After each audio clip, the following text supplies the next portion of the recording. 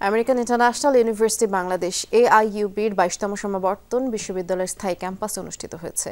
আর এই সমাবর্তন অনুষ্ঠানের সভাপতিত্ব করেন অর্থ মন্ত্রণালয়ের উপদেষ্টা ডক্টর সালেউদ্দিন আহমেদ।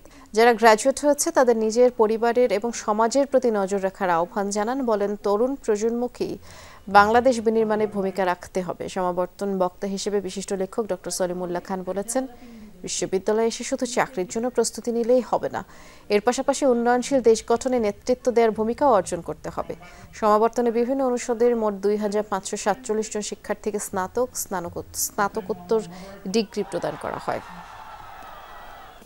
আমরা বিশ্ববিদ্যালয়ে শুধুমাত্র চাকরি করার জন্য আসি না, এখানে আমাদের মধ্যে আরেকটা উচ্চাশা থাকে।